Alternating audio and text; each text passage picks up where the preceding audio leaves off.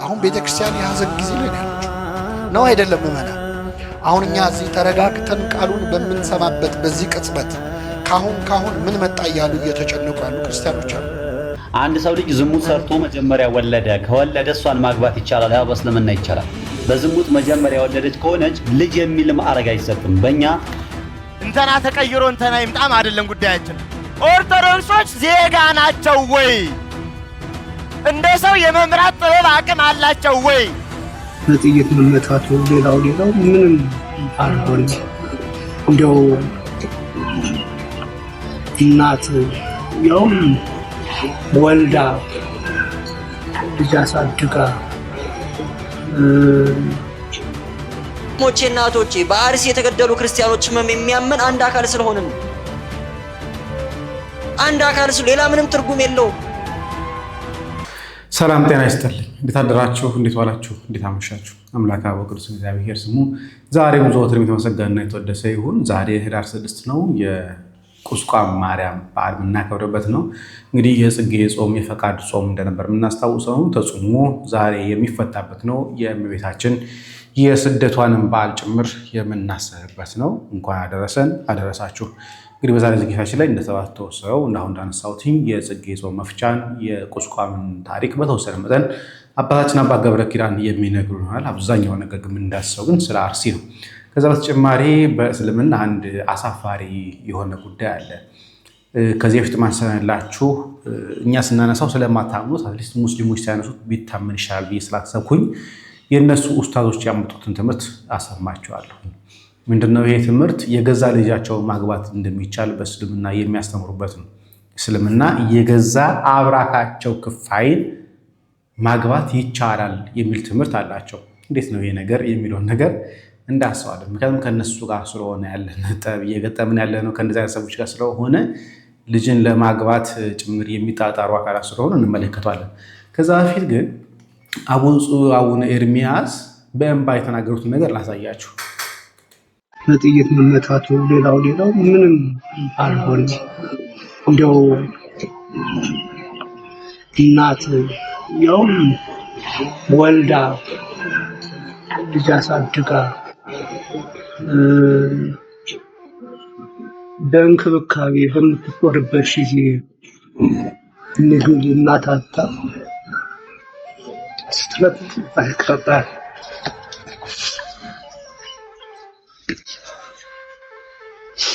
በጣም ያስቸግራል። እንደው ለመግለጽ አይኔ ላይ የተሳሉ እናቶች አሉ እና አይኔ ላይ የተሳሉ የሚናገሩት ነገር በጣም ያስቸግራል። አባ ፊቴ ነው ማን ልትልላት ብዙ ነበረች። ከራባቸው ከችግራቸው የተነሳ ማስረጃ አጥተው ማለት ነው። ማስረጃ እንደሆናቸው አባ ፊቴ ነው ያሉ እናቶች ያሳዝኑኛል። እስካሁን ድረስ ያስቸግር ነበር። እንደው እናት እንዲህ የምትንገላታበት ሀገር ነው። ይህች ሀገር እዚህ እንድትደርስ ብዙ ዋጋ የከፈሉ ሽማግሌዎች የሆኑትን ነገር ስናይ ትንሽ ያስቸግራል። በእውነት ያስቸግራል።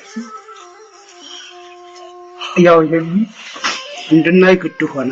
አየን ብዙ ነገር። ሆኖም ግን ይሄ ቢያሳዝነንም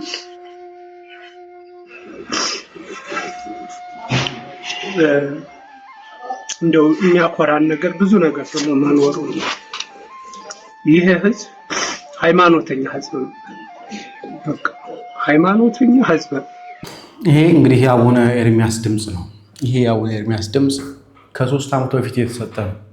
ይሄው ለቅሷቸው ግን አሁን ላይም መሬት ላይም ጭምር ያለ ነው። አሁንም ይሄ ጉዳይ ያላባራ ነው። እናት በጥይት ተደብድባ በሰይፍ ተቆራርጣ የሞተችበት፣ ህፃናት ወላጅ አጥተው የሚንከራተቱበት፣ እግር አጥተው የሚንከራተቱበት፣ ሴቷ ህፃን ራሱ የፕላስቲክ ሰርጀሪ እየተደረገላት እንደሆነ እየሰማን ነው። ስለዚህ በዚህ ዓለም ውስጥ ያለ ነው። ይህን ይሆናል 3 ዓመት በፊት ተላለፈ አይደለም። አሁንም ህይወቱ ይሆናል። የኦርቶዶክሳውያን ህይወትና መከራ ሰቆቃ እየቀጠለ ያለው እንደዚህ ነው። በነገራችን ላይ የዛሬውን በዓል እናውሳና ወደ ወቅታዊ ጉዳያችን እንመለሳለን። ማችኋል እኮ ህዳር 6 ቀን ዳዊት ክርስቶስ ከመወለዱ ከ600 ዓመት አስቀድሞ አይቶት ነበር። ህዳር 6 ቀን ቁስቋምን ማለት ነው። የቁስቋምን ቀን ቅዱስ ዳዊት እያየ ከዘመኑ አልደርስባት ብሎ ኦፍኒ ረከበት ላቲ ቤተ አስቀድሞ ሀላይ ምን ይላል?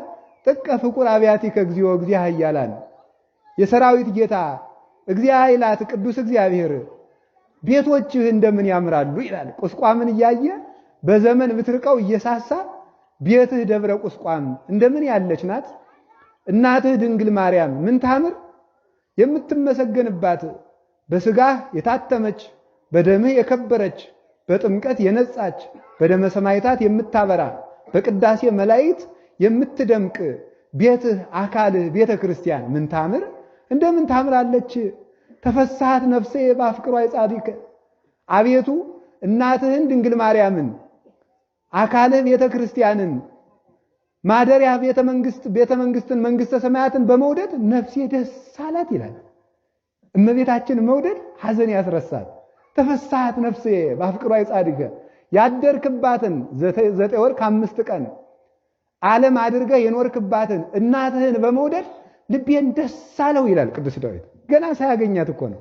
ሳያገኛት ልጁ ሰሎሞን አይት ይዛት እንተ ታስተሪ እምሮ ከመማይቶት ብሪት ከመፀሐይ እንደ ፀሐይ የደመቀ የሞቀች እንደ ጨረቃ የደመቀች ያቺ ማናት ኒ ሀቤ እንቲያ የሰናይ ትርግቤ አንቺ መልካም ነሽ፣ ግን ከዘመንሽ አልደረስኩም፣ እባክሽ ወደኔ ነይ፣ ዘመኑን ጠቅልዩና እንደገመድ ወደኔ ነይ ይላል ቅዱስ ዳዊት። ደግሞ ጥቀ ፍቁር አብያቲከ ቤትህ ድንግል ማርያም ቤትህ ቤተ ክርስቲያን ቤትህ መንግስተ ሰማያት የተወደደች ናት። በእንተ ትሩፋን ይላል። ለጊዜው በስደት ለነበሩት ለባቢሎናውያን ነው ቅዱስ ዳዊት የሚናገርላቸው። ባቢሎን ሆነው ኢየሩሳሌም እየናፈቃቻቸው የሀገር ናፍቆት ችግር ነው በእውነቱ በዚህ ዓለም የማይቻል ናፍቆት የሀገር ናፍቆት የእናትና የአባት ናፍቆት የልጅ ናፍቆት እዚያ ቀጥሎ ያለውን ራሳችሁ ተናገሩ። እንደዚህ ያለው በጣም ከባድ ነው አይደል? እንደዚህ ያለው በጣም የማይቻል ናፍቆት ነው ማለት ነው። ሌላውን እናንተ በሉት። እንደዚህ ያለው ማለት ነው። እና ሀገር ከመናፈቁ የተነሳ ከማያውቁት ሀገር እንዲያው ድሮ ጉዳይ አይሉት የነበረ ሰው እንኳን ሲገኝ ደስ ይላል።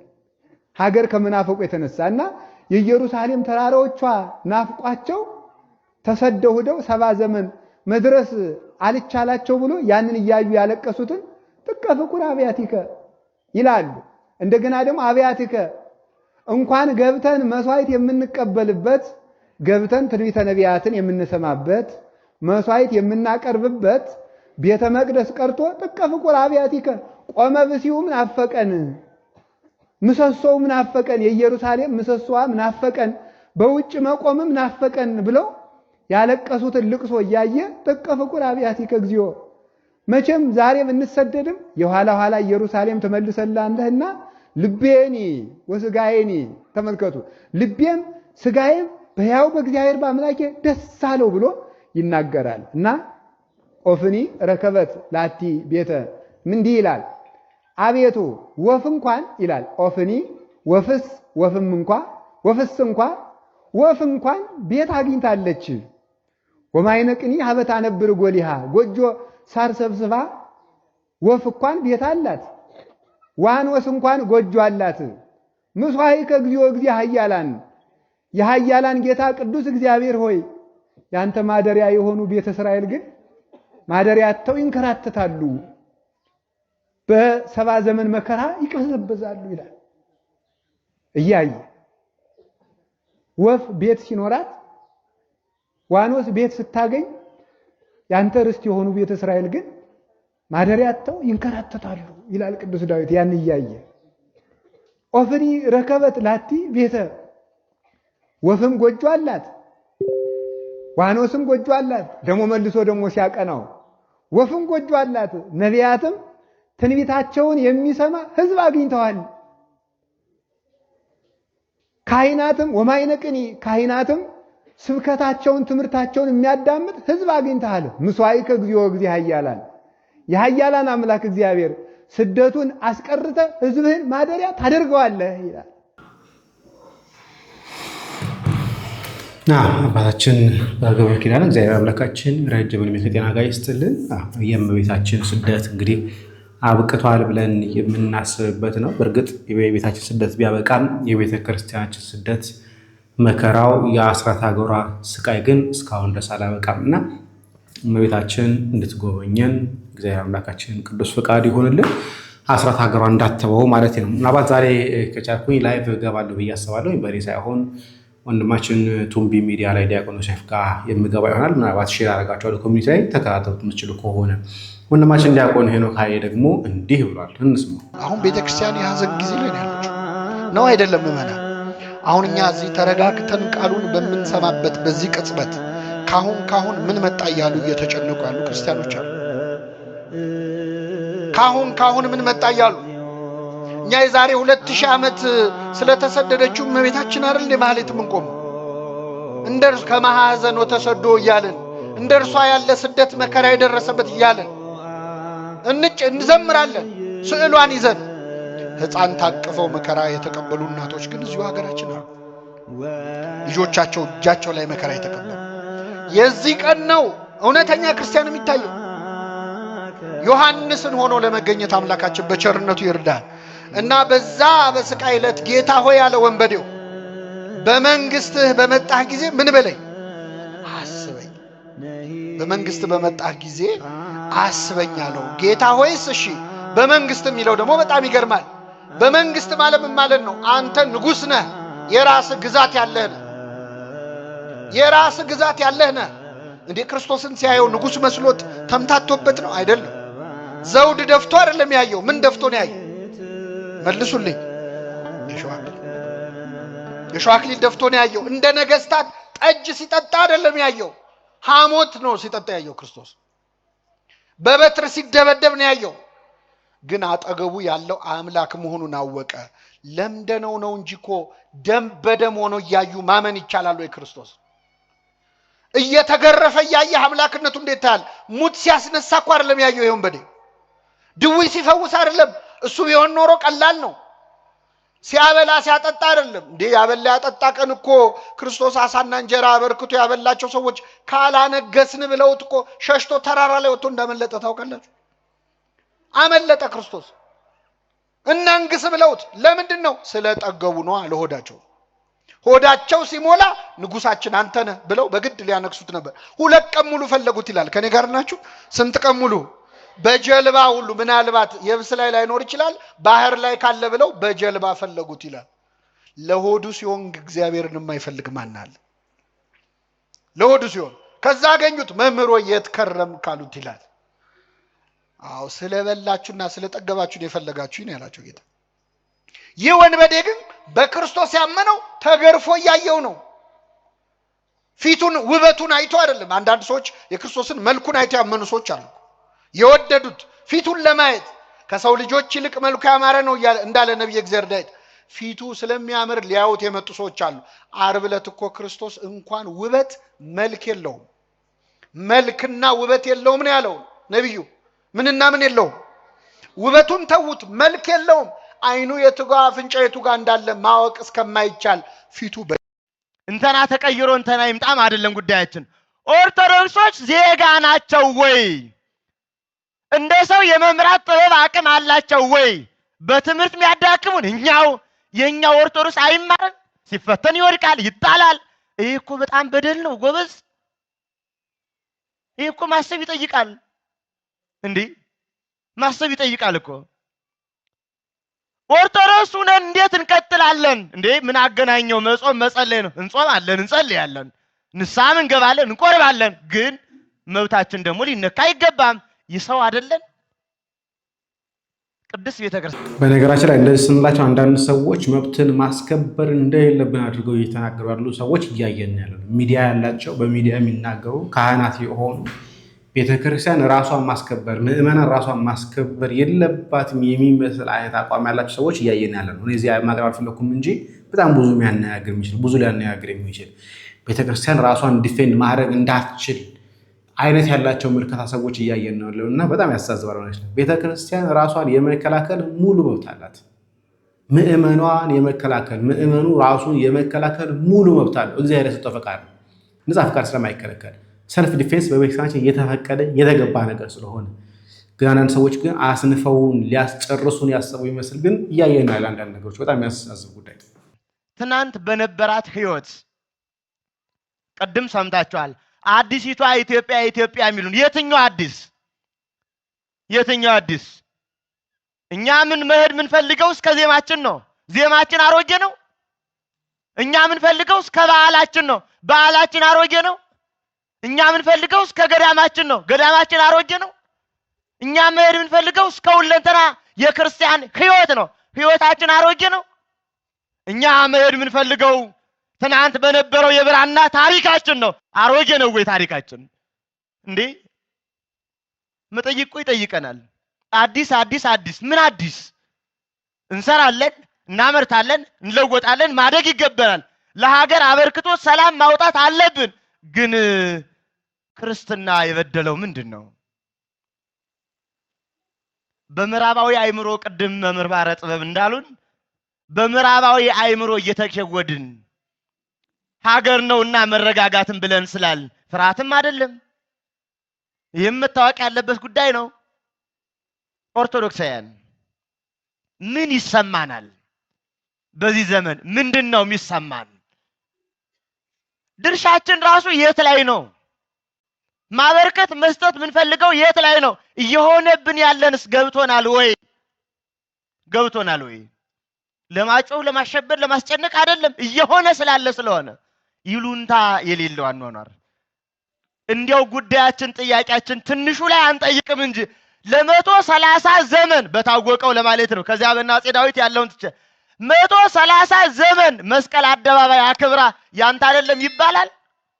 ይባላል ወይ? እንዴ ይባላል? የት ነበሩ? የት ነበሩ? ታሪክ እኮ ይፈርዳል። እናንተ አሁን ቤታችሁ ላይ ትዳራችሁ ላይ አንድ ጎረምሳ መጥቶ ውጣልኝ፣ ሚስትም ሚስቴ ትሁን፣ ቤቱም የኔ ይሁን ይባላል? አይባልም። እኛ የገጠመን እንዲህ አይነት ነው። እንዲህ አይነት ኦርቶዶክሳዊነት የተጠላ ሆነ። ኦርቶዶክሳዊ ጠልነት መጥራት እስኪያቅታቸው ድረስ ደረሱ። የንታ ገብረ መድኅንን እናመሰግናለን። እግዚአብሔር አምላካችን ረጅም ዕድሜ ከጤና ጋር ይስጥልን። እንግዲህ ዛሬ አጠራጠር እያልኩ ያለሁት እንዳልኳችሁ ላይቭ ፕሮግራም ስለ ቤተክርስቲያን ስለ አርሲ ጉዳይ የምንወያይ ነገር ስላለ ነው እያስቸኳልኩ ያለሁት። ቅድም ወዳልኳችሁ ጉዳይ ልምጣ። የገዛ ልጅን ማግባት በሚለው በተመለከተ እስቲ የራሳቸው ኡስታዝ ምን እያሉ እንደሆነ ላሰማችሁ። አንድ ሰው ልጅ ዝሙት ሰርቶ መጀመሪያ ወለደ። ከወለደ እሷን ማግባት ይቻላል? ያው በእስልምና ይቻላል። በዝሙት መጀመሪያ ወለደች ከሆነች ልጅ የሚል ማዕረግ አይሰጥም። በእኛ ልጅ የሚለው ማዕረግ የሚሰጠው በኒካህ የተወለደ ብቻ ነው። በዝሙት ከተወለደ በእኛ በእስልምና ሰው የአባትነት ማዕረግ ለማግኘት በኒካህ ማግባት መስፈርት ነው።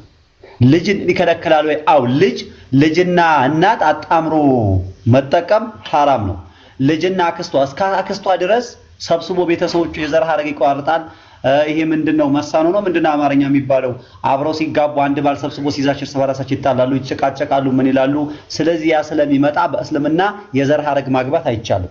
አንቺ ልጅቷ ካገባት ወይም ደግሞ ልጁ ካገባሽው አባቱን መጨመር አይቻልም። አንቺ ባገልባጩም ደግሞ እናቱን ካገባ ልጅቷ ካገባ እናቷን ማግባት አይቻልም በሸሪ። ይሄ ማለት ግን ወደ 11 ቤተሰቦች ማግባት አይቻልም። ይሄ የሚባለው በአማችን በኩል የሚመጣ አለ፣ በዘር ሐረግም በኩል የሚመጣ አለ፣ በማጥባትም የሚመጣ አለ። በእስልምና እነዚህ ነገሮች አይቻሉም።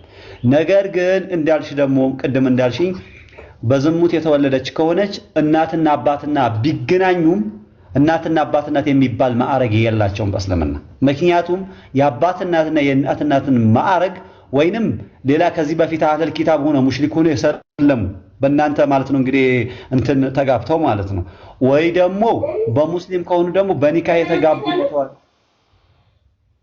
ሸካ አልተረዳሁኝም እኮ ሸካ። ልጆቹ እኮ 4 ወንድሞች እኮ አሉኝ አለች እና ወንድሞቿ ናቸው ወይ እነዚህ ሰዎች? ነው ግራ ያልገባኝ እኮ አባቷ እኮ ነው። በዝሙት ከተወለደ እየነገርኩሽ ነው እኮ ያሉት። በዝሙት ከተወለደች አባትነቱም በግድ ተቀበል አትባልም። ልጅህም ሆናም ደግሞ ተቀበል አትባልም። በኒካ ካልተወለደች የዝሙት ልጅ ከሆነች ነው። ወንድሞቿ አለተዋለ በተለምዶ ወይም ደግሞ በሰብአዊ በመሆን ወንድም አብረው በአንድ ሆድ በመውጣት አይተን ነው እንጂ ወንድም የሚባለው በኒካ የተገኘ ነው እያልኩሽ ያለው መልሼልሻለሁ። እነሱ እኮ እያሳደጓት ነው። አንድ ቤት እኮ እየኖሩ ነው ያሉት። ወንድም ለማለት አብሮ ማደግ መስፈርት አይደለም ወይ መጥባት። እናት አንቺና እኔ አንድ እናት ካጠባሻችን 5 ጊዜ ካጠባችሽ አንቺ እኔ እናት ወንድምነት ይፈጠራል በእስልምና። ወይ ደግሞ አጥብታታለች እኮ እናትየው እኮ ዝሮ አጥብታታለች። እኔ እኮ እዚህ ጋር ቅር ያለኝና ግራ ያገባኝ እኮ ሸካ ነበር ወይ አጥብታት ዝሮ አጥብታታለች የሚለው አይደለም። እናትየው አጠባቻቸው ትክክል ነው። አብረው ናቸው እኮ እኔ እኮ ጥያቄ እኮ አልገባሁኝም ሸካ። ሙፍቲ የተጠየቁት መጀመሪያ እንትና እህታችን ተረጋጊ። ሙፍቲ የተጠየቁት ወንድሞች መስርተናል እኔም ማለት ነው እንግዲህ በዝሙት የተወለድኩት ነገር ግን ሲሏት ያ አባትሽን ማግባት ይቻላል አሉት እንጂ አብሬ አድርጌ ያለው አብሬ ነበርኩ ብላ ጠይቀዋቸዋል። ለሙፍቲው አብሮ ነበር ከሆነ ከጠቡ እናትነት በመጥባት ይገኛል ብዬሻለሁ። ነገር ግን ለአባትነቱ ሳይሆን ለወንድሞቹ በኩል ነው ያመጥባት። አባትነቱስ የነሱ አባት በመሆን ዙሮ ይመጣል እንጂ አባቱ መጀመሪያ ግንኙነት ስላደረገ ስለወለዳት አለ ኒካህ አባትነት ተብሎ አይባልም። የዝሙት ልጅ ነች አልኩሽ። ጨርሼልሻለሁ። ስለዚህ ያቺ ልጅ የዝሙት ልጅ ስለሆነች በደንብ ልብ በሉ፣ ያ አባት ሊያገባት ይችላል። የራሱ የአብራክ ክፋዩ ገና ሳያገባት ከሚስቱ በህገ ወጥነት የወለዳት ልጅ ከሆነች እሷ ስታድግ ራሷ ማግባት ይችላል እያለሽ ያለው እስልምና ይሄ ነው። ሲቀጥል ጡት ማጥባት የሚል ነገር ሰምታችኋል፣ ብዙ ጊዜ ሰምታችኋል። እሱ ሌላ ጊዜ እንመጣበታለን። ወንዶች ራሱ ጡት ማጥባት፣ ትልቅ ሰዎች ራሱ ጡት ማጥባት ይችላሉ። ሴቶች ለምሳሌ እኔ ባለትዳር ነኝ እንደምታውቁት። ሚስቴ ብጠረጥራት ሚስቴ ጋር ሌላ ሰው እየመጣ እንደሆነ ባሰብ የሆነ ሰው ጎረምሳ ቢመላለስ እና ብጠረጥራት ምንድነው ማድረገው? ያንን ጎረምሳ የጠረጠርኩት ጎረምሳ እና የሚስቴን ጡት ትባ ይለዋል። 5 ጊዜ ወይ 10 ጊዜ ይለዋል፣ ያስቀምጠዋል። አሁን ሲሉ እንደሰማችሁት 5 ጊዜ ብሎታል፣ 10 ጊዜ የሚሉም አሉ መጽሐፎቻቸው ስለሆነ ማለት ነው። ጡቱን ካጠቡ በኋላ እንደ ልጅ ይቆጠራል። ስለዚህ እኔ አልጠረጥረውም ማለት ነው። እኔ አልጠረጥረውም። ስለዚህ እሱ እንደ ልጅ ተቆጥሮ ይተዋል። እንዳለ እዛ ጡቱ 5 ጊዜ ማጥባት አለበት ብሎ የሚናገረው እየተመላለሰ 5 ቀን ማጥባት አለበት፣ 5 ቀን ወይ 5 ጊዜ። የዛን ጊዜ ልጅ ይባላል። ከዛ ላይ መጠርጠር አቆማለሁ። እንደ ልጅ ነው ማየው ማለት እሷም እንደ ልጅ ነው የምታየው ማለት ነው። እንዲህ ውጥንቅጡ የወጣ ትምህርት ነው ያላቸው። እንቀጥል። ምን እንደሆነ ታውቃላችሁ? የእርባታ ዶሮ ጥራጥሬ ሲጣለላቸው ግር እንደሚሉት አንዳንድ ጉዳዮች ላይ የማይመለከቱ ነገሮች ላይ ግር እያልን ነው ችግር ያመጣ ነው። ወገባችን እስኪጎብጥ ድረስ አጀንዳ እየተቀበልን ነው ለችግሮቻችን መፍትሄ ማምጣት ያልቻለን። ይህን ታምናላችሁ? ግን እስቲ ዛሬ በዚህ ሰዓት የቁስቋምን በዓል እመቤታችን ከስደት መመለሷን በዓል እያከበርን ነው። በዚህ ሰዓት በራሳቸው ዜጋ የተሰደዱ ያዘኑ የደሙ ያለቀሱ የተጨፈጨፉ ኦርቶዶክሳውያንን እናስብ እስቲ። እችን ብቻ በማድረግ እመቤታችን ሆይ ወላዲተ አምላክ ሆይ የቁስቋሟ እመቤት የግሸኗ ማርያም ሆይ የአርሲ ኦርቶዶክሳውያንን ከስደታቸው መልሻቸው፣ ከሐዘናቸው አጽናኛቸው፣ አረጋጋቸው፣ ሐዘናቸውን በደስታ ለቅሷቸውን በሳቅ ቀይሪላቸው ብላችሁ ዛሬ ኦርቶዶክሳውያን እነሱን እናስብ። በተሳለምንበት ታቦት ፊት በቆምንበት ሁሉ ደብር በሄድንበት ጉባኤ ሁሉ ዛሬ ይህንን በዓል ስናከብር እኚህን ኦርቶዶክሳውያን እናስባቸው እስቲ። ድንግል ሆይ እባክሽን ብለን እናስባቸው። ከልጅሽ ከወዳጅሽ ከአምላክሽ ከመድኃኔ ዓለም እባክሽን ለምኝላቸው ብለን እንጸልይ። እቺን የወንድማችሁን መልእክት ኦርቶዶክሳውያን እባካችሁን ሼር፣ ኮፒ ሊንክ፣ ሪፖስት በማድረግ ሳትደክሙ ለብዙዎች በማድረስ ዛሬ ኦርቶዶክሳውያን እነሱን እናስብ። አመሰግናለሁ። ሞቼ እናቶቼ በአርሲ የተገደሉ ክርስቲያኖች ህመም የሚያምን አንድ አካል ስለሆንን ነው። አንድ አካል ሌላ ምንም ትርጉም የለውም። እነዛ ሰዎች የተገደሉት በመልካቸው አይደለም፣ በማንነታቸው አይደለም፣ የክርስቶስ አካላት ስለሆኑ ብቻ ነው። ዘራቸው ታይቶ መልካቸው ቁመታቸው ምናምን ሀብት ታይቶ አይደለም። ክርስቶስ ራስ የሆነላት የቤተክርስቲያን አካል ስለሆኑ ብቻ ነው። ምን ማለት መሰላችሁ? እኔና እናንተም እዛ ቦታ ላይ ብንኖር ኖሮ ከመገደል አንተርፍም ነበር። ያስገደላቸው ታርጌት ያደረጋቸው ብቸኛው ምክንያት የክርስቶስ አካላት መሆናቸው። የነሱ ቁስል አያሳምመንም? ታይደኛል አያመንም? እናቶቼ በሁለት ጥይት ተመታ በገጀራ ቆስላ ድጋሚ አታቃስቺ ዝም በይ የምትባል የ8 ዓመት ህፃን አታሳምማችሁ? ድምጽሽ እንዳይሰማ መጥቶ ይገድሉሻል የምትባል ህፃን ገና በጨቅላነቱ እግሩን ያጣው ህፃን አያሳስባችሁ? ወላጆቻቸው የት እንደሄዱ ግራ የገባቸው እናቶች ልጆቻቸውን በጀርባቸው አዝለው በጥይት ሲረሸኑ አያሳዝኗችሁ? ሌላ ለምንም እኮ አይደለም፣ የዚች ቤተክርስቲያን አካል ስለሆኑ። የነሱ ህመም ካላሳመመን፣ የነሱ መቁሰል እኛን ካላደማን፣ የነሱ መርከም ካላዳከመን እውነትም የዚች ቤተክርስቲያን አካል አይደለንም፣ ጎለናል ማለት ነው። የሆነ ዲስኮኔክትድ የሆነ ነገር አለን ማለት ነው። የነሱ መቁሰል የሚያሳዝናችሁ በኢጎ ከሆነ እንዴት የኔ ሃይማኖት ይነካል በሚል ስሜት ብቻ ከሆነ ተሳስታችኋል። የመሸነፍ ስሜት ተሰምቷችሁ ከሆነ ተሳስታችኋል። አካላችሁ እንደቆሰለ ሆኖ ካላመማችሁ ስተት አለ ማለት ነው። አንድ አካል አልሆንም ገና ይጎለናል ማለት ነው። ከዚህ አንድነት ከዚህ ህብረት አትጉደሉን ያለው ቅዱስ ጳውሎስ። የዚህ ህብረት አካል ደግሞ መሆን የሚቻለው በሚስጥራተ ቤተክርስቲያን በኩል ነው።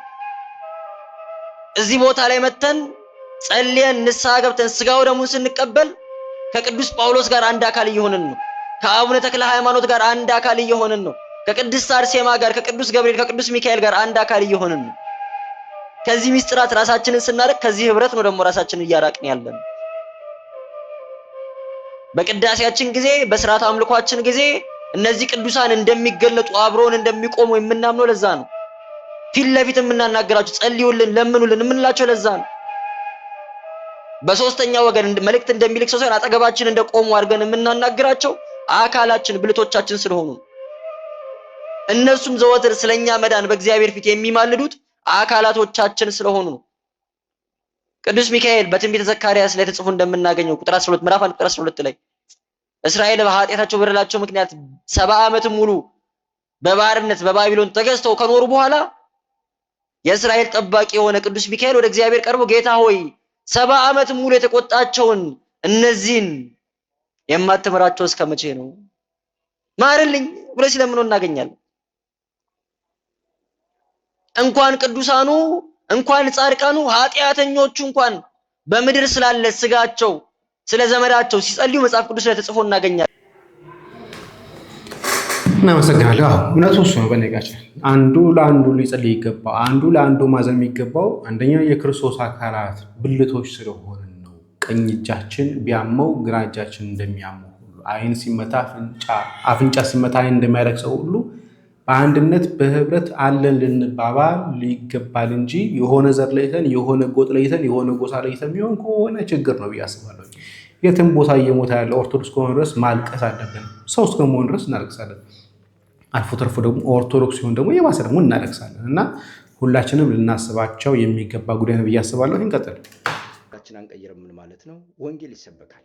ወንጌል ንጉሱ እስኪመጣ እስከ ዓለም ፍጻሜ ድረስ ይቀጥላል። ወንጌል ይሰበካል። በዋናነት ግን እናንተ ኦርቶዶክሳዊ ከሌላ ቤተ እምነት ልዩ የሚያደርገን በምንድን ነው? ሌሎቹ ቤተ እምነቶች አሜን ብለው ለስጋ እርካታቸው ተጠቅመውበት ወንጌልን ሊያልፉት ይችላሉ። እኔ እናንተ ደግሞ ያ የተነገረንን ቃል ፕራክቲካሊ ተገልጠን ነው የምንታየው። ለዛ ነው በእኔና በአንተ ቅድስት ቤተክርስቲያን ውስጥ የሰማዕታት ጎርፍ ያለው። እየሰማኸኝ ነው? አሁን ግን የሰማዕታቱ ጎርፍ መገደል፣ መታረድ እንደምታዩት ክሬዲት እንዲሰጠውና ቤተ ክርስቲያን ልጆቼ ብላ ድምጿን አሰምታ ለህዝቡ ለምእመኑ እስክትቆም ድረስ ድምጻችን ከፍ ብሎ ይጮሃል። ድምጻችን የሚያፍኑት ሰዎች ይህ ሁሉ እውነት አስፈንጥሮ እስኪያወጣቸው ድረስ ማለት ነው። የሐሰታቸው ድርድር እስኪፈርስ ድረስና መስቀሉ ተቆፍሮ እስኪገኝ ድረስ ማለት ነው። አይሁዳውያን የቀበሩት መስቀል በኢሌኒ አማካኝነት የወጣው ያ የተከመረ ቆሻሻ ዘመንን ጠብቆ ነው አይደል መስቀሉ የወጣው። መስቀሉ እስኪወጣ ድረስ መስቀላችን ይዘን እንገጥማቸዋለን። እንደነዚህ አይነት ሰዎችን ተገለን እንኳን ለሞታችን ክሬዲት ያልሰጡትን ሰዎች ማለት ነው።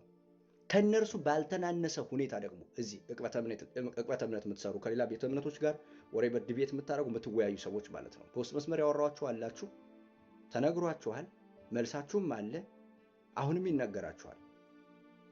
ወንጌል አይሰበክ ማለት አይደለም። ወንጌል ለመስበክ በምትገቡበት ቤት ለህዝቡ ንቃተ ህሊና እንድትፈጥሩ አሳስባለሁ። እንዳንድ ወንድም